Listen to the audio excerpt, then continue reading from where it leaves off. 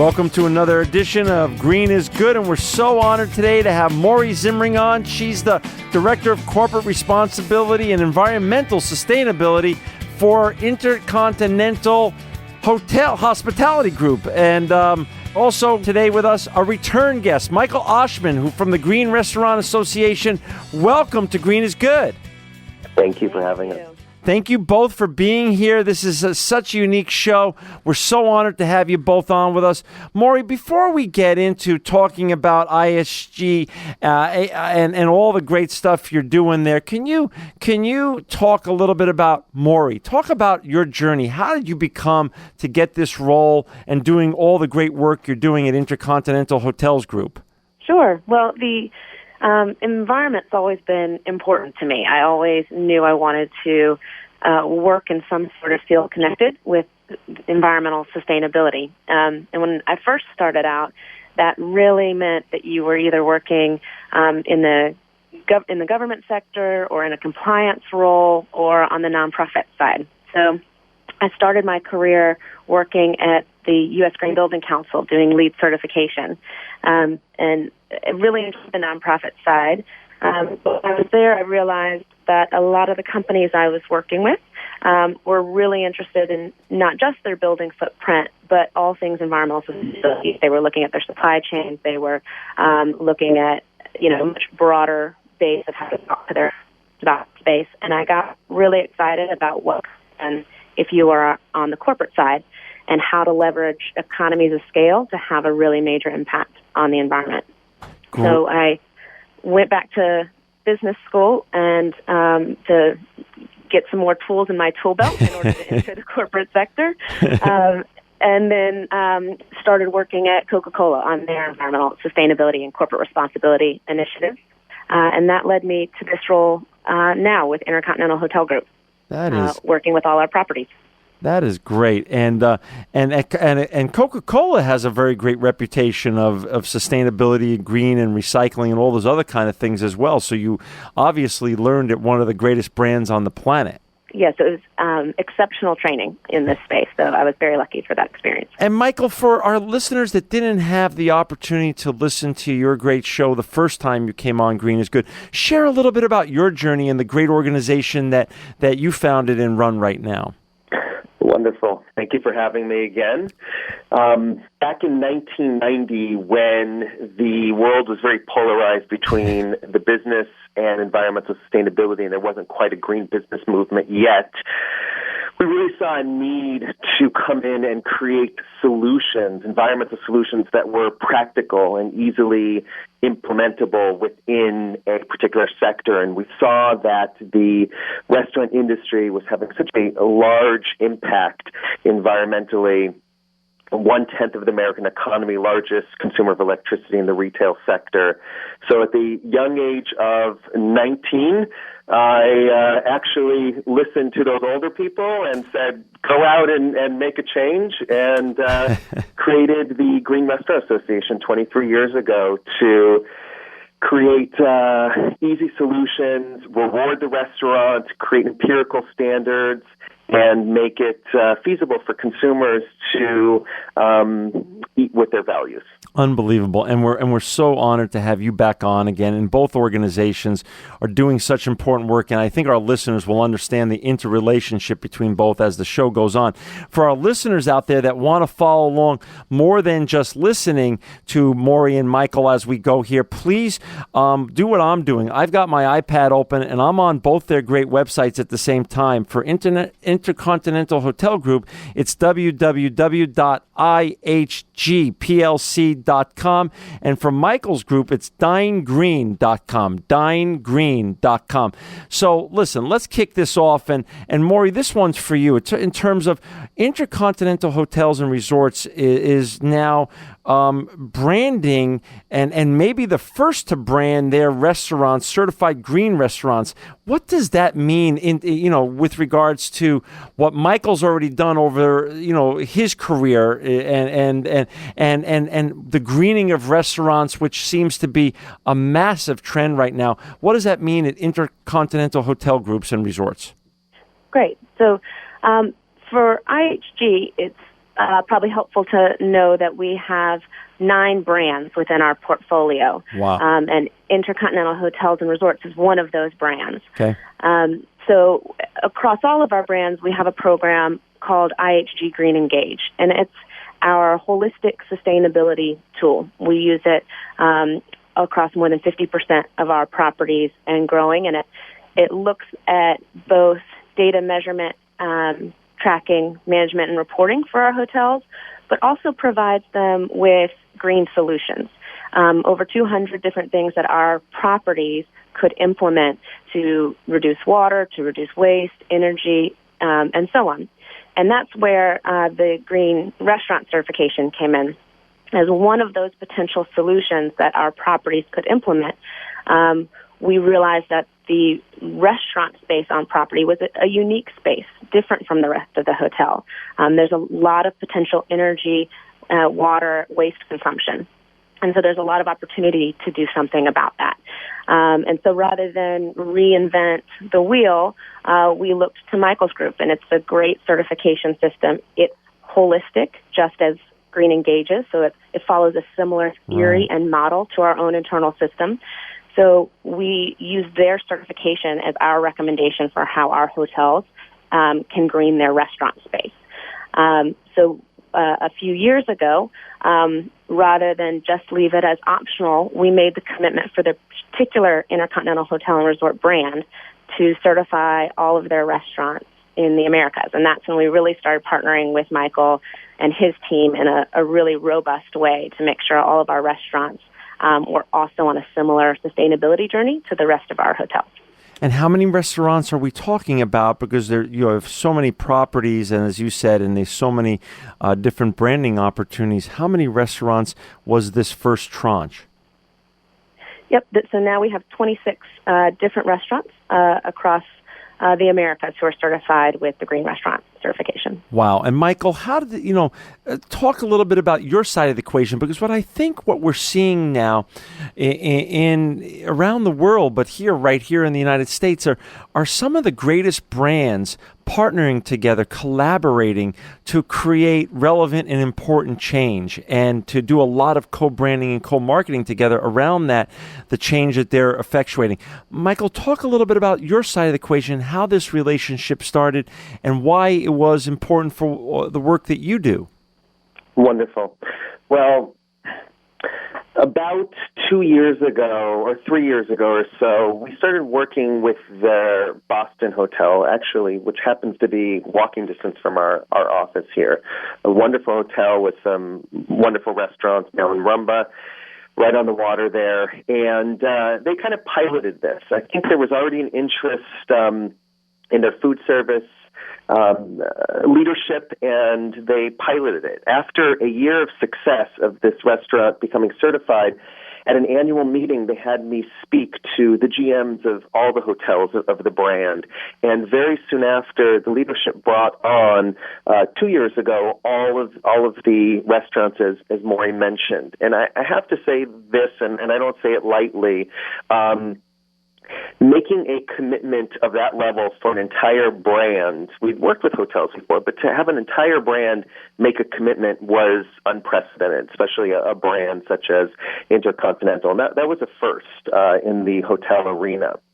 What's even more impressive is they got all but one of their hotels. The truth is they got all of their restaurants certified in a year.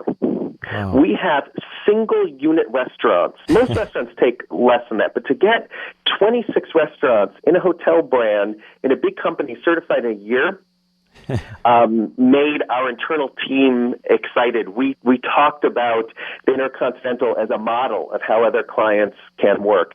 It ends up that one of their restaurants rebranded, a couple things changed, and therefore we delayed the announcement a little bit. But the reality is, had that not rebranded, the accomplishment would have been in a year, and they did a phenomenal job, all the way from the top of their leadership down to the to the people implementing it on the ground. And so we announced just recently, just a couple weeks ago, the new announcement that the last dotting of the I's and crossing the T's happened recently, and they are the first hotel chain, not just to commit, but to actually have met the certified green restaurant standards. And they have restaurants at 2-star, they have restaurants at 3-star. They've done a phenomenal job, and you know, I don't say that lightly. They really go down in history of the green restaurant movement as the first hotel that has achieved this goal. That's awesome. And, you know, again, and for our listeners out there that want to follow all the great discussion we're having here with Maury and Michael, please go to www.dinegreen.com and www.ihgplc.com. Maury, I'm on your website now, and it is, and I hit the corporate responsibility button, and it is just amazing what you're doing with regards to environmental sustainability, your Green Engage video. I mean, this is really exciting stuff. But, you know, I'm an outsider. When you started this program with Michael and the greening of these restaurants in the Americas, how was it received by your employees and by your staff? And how did you get engagement from within to start with? We've been incredibly lucky because we have such amazing teams in the field and on property. IHG Green Engage, our internal program, launched in 2009, and it's a voluntary program. We don't, at the moment, require that our hotels participate. And on their own, we have over 50% of the estate who have joined on the sustainability journey, who participate in that program. So they really understand that this is part of how we do business. It drives our employee engagement scores, which is incredibly important when you have really tough jobs on property and high turnover rates. And this has, we've seen great results as in response to all of our corporate responsibility initiatives. Our properties understand that it reduces their costs. Energy costs are typically the number 2 line item for a hotel. So they understand the business value and that our customers really care about this. So I think because it's been such an integral part of how we make decisions as a business and how we go to market, we had great enthusiasm for teaming up with Michael's group and taking this a step further to really look at the restaurant space. Every food and beverage director that I spoke with about this program was really excited about the opportunity to share sustainability with their specific food and beverage teams and highlight all of the things that they could do together working with Michael's group. With 26, that's a fascinating number. From the standpoint where do you get to both have them, all your managers and your leadership team across those 26, share best practices as this got implemented, but also compete with one another to get it done better, faster, more efficiently, and to succeed more? How does that work when you're trying to build the kumbaya feeling and teamwork, but you're also potentially appealing to everybody's love of competition? How did that work? Well, certainly a little healthy competition never hurts. We have a great community, and the hotels speak to each other quite regularly. They share best practices. They connect with each other.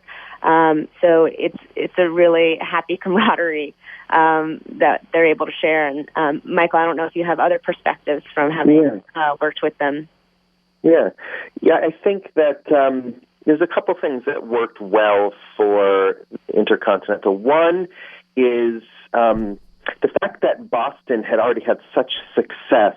Yeah. There was leadership within the Boston hotel that the other managers could go to. So they didn't have to just rely on my presentation. They could go to somebody on the inside and say, is that right? Did you really save money? Are employees really excited about this?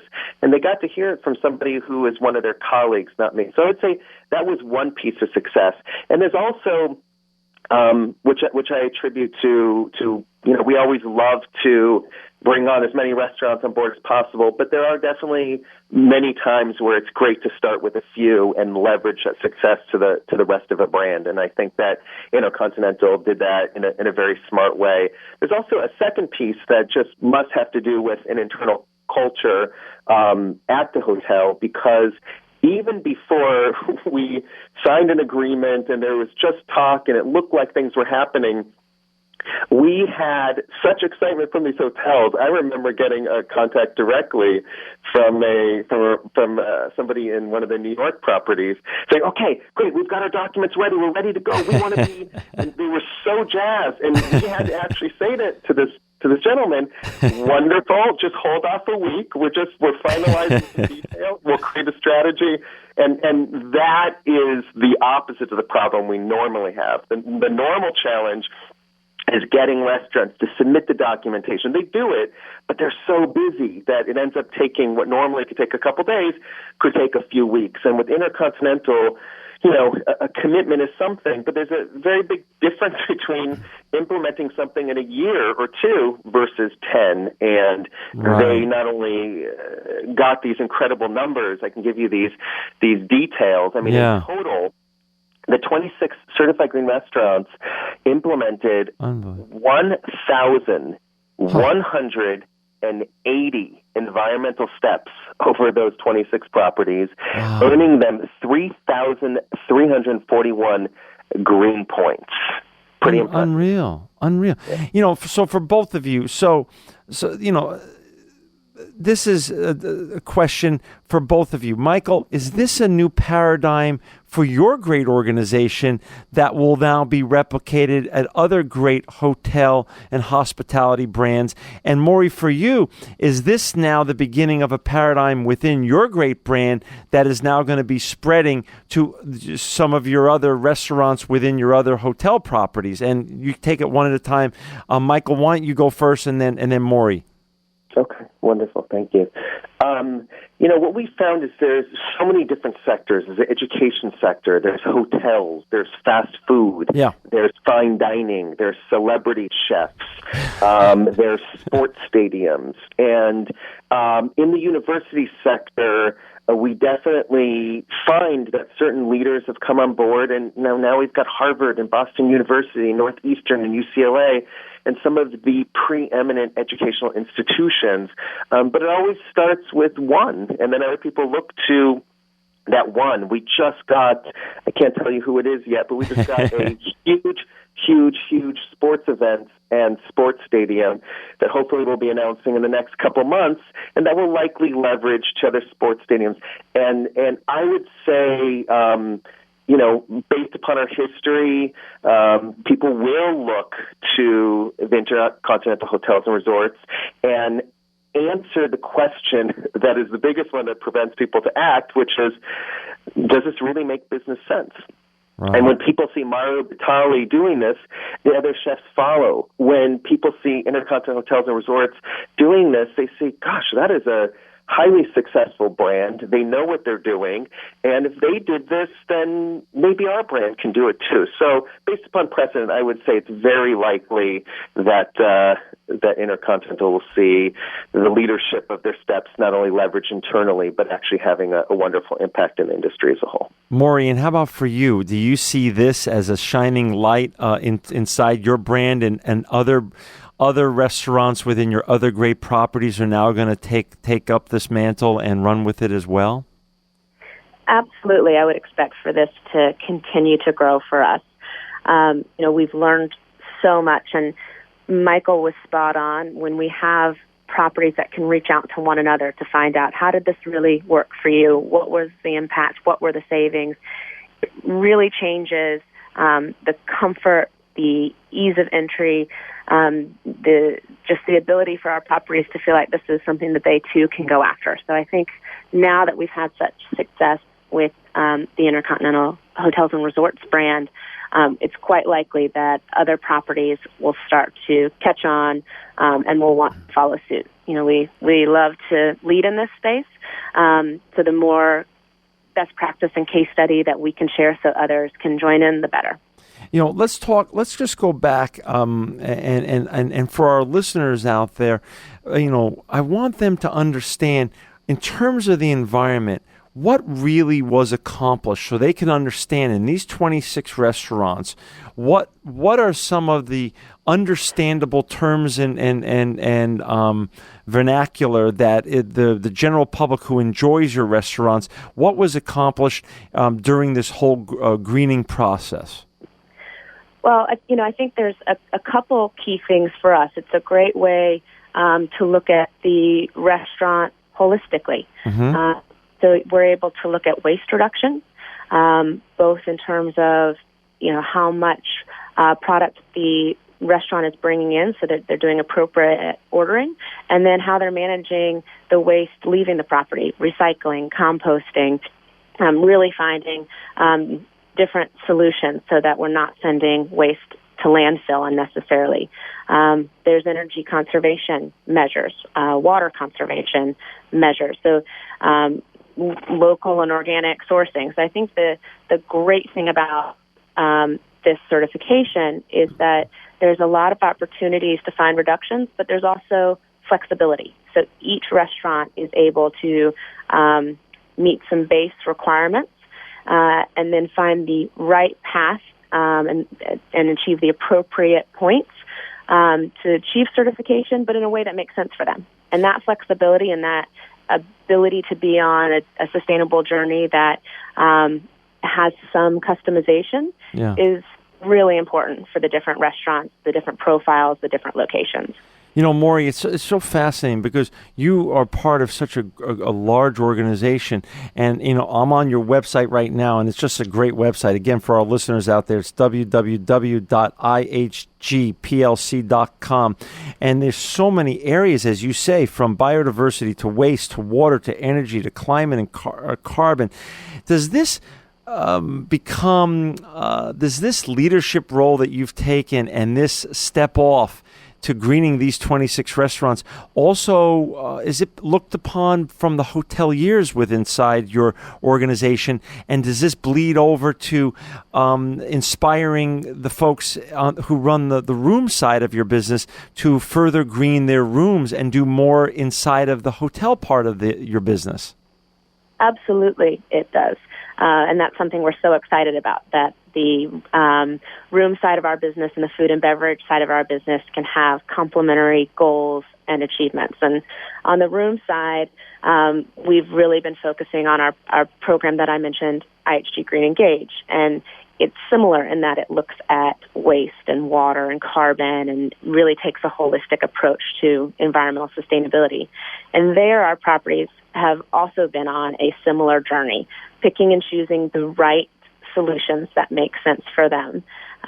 So we've seen, everything from properties with rooftop gardens to solar to properties that are really doing best practices behind the scenes and finding great energy and water conservation measures. So in that space, we've actually just a few weeks ago launched new targets for our entire estate. So by 2017, we plan to reduce our carbon per occupied room by 12%, and our water use in water-stressed areas by 12%. So we're excited that we've now completed the Green Restaurant certification, but also launched new targets for the hotel side of our operations to really strive for more reductions and more success. Michael, for you,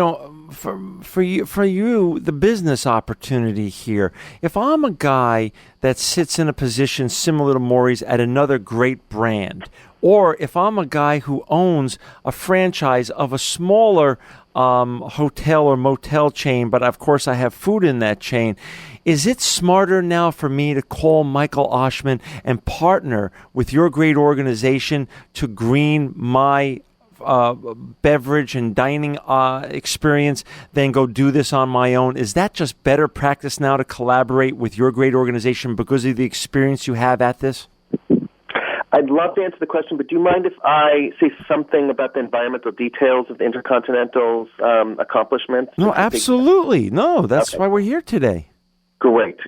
So I just, from the question a few minutes ago of kind of the details, I'm pulling up, your listeners should know that every single restaurant of the InterContinental and everyone at Certified Restaurant has on the web, free and accessible to any consumer, to see exactly what they're doing. So they can, I just went on to the Barclay Bar and Grill, a property, InterContinental property in New York, just to see what they were doing so I could share it with you. Yeah. And it's accessible to you also.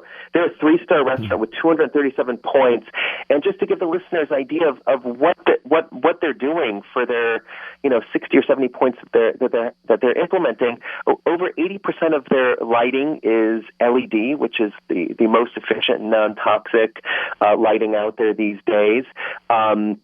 They've got pre-rinse spray valves that clean the pots and the pans in the back that are less than 1 gallon, which exceeds the legal limit. 1.6 is the max. They're way under that. It's a super efficient one. They've got touchless sensor faucets. They have a one neat statistic in water where they serve water upon request, which seems like a very simple thing until you listen to the following statistic. That serving water only upon request provides an amazing method for conserving water, working to reduce the 410 billion gallons of ground and surface water withdrawn by the U.S. every day. In the U.S., an estimated 70 million meals are served in the restaurant each day. And if 1/4 of the customers declined water service, 26 million gallons of fresh water would be saved every day. That is a basic thing that every consumer, every restaurant can do. Wow. And you see the statistics are phenomenal. And we all know that not everybody drinks their water when they go to a restaurant. It's a great opportunity also to save energy, to save chemicals. True. So some of them are high-tech solutions like LED, or this restaurant is actually growing some of the food right on the premises, and some of them are just common sense that every single restaurant can do today. So I encourage the listeners to look at all the other steps that they're doing, from the menu paper they're using to the non-toxic candles to the zero VOC paints, etc. To answer your question, is it smarter to go it alone, or is it smarter to kind of leverage what's already been done? What we find, I gave a speech a few years back to a distributor conference called the Wild West of Green. We're still a little bit in the Wild West, meaning if you go it alone, you could hit the jackpot. You also could make a big mistake. For example, you could go after a cleaner that has lots of great green marketing, but if you look at the details of it, unless you're a chemist or unless it's got a certification that's trustworthy, you might end up with an awful chemical with really great packaging. Same thing with a takeout package. There are brown takeout packaging that I've seen in distributors' guides labeled as green, and I've had to tell them that particular packaging is actually bleached and virgin, and they actually dyed it. They dyed it brown to make it look green. Wow. And this distributor was communicating that message unintentionally. They didn't know. Right. So you could really end up in the Wild West of, even on the lighting side right now, you can go after something that isn't wrong, but there's a better solution. Instead of saving 30%, you could save 70%. Instead of getting a bulb that lasts X, you can get a bulb that lasts, 5 times as long with warranties. And unless you do this every day, you can miss that opportunity. If you're in New Jersey and you don't know about the direct install program, you might not know that you can get 70% off of lighting and spray valves and all these things directly right off the bat. And if you're a restaurateur, you might not know that. So it's important, generally leveraging success ends up saving the restaurant's time, is going to help them save the most amount of money, and most importantly, is going to get them the products and services they're actually after.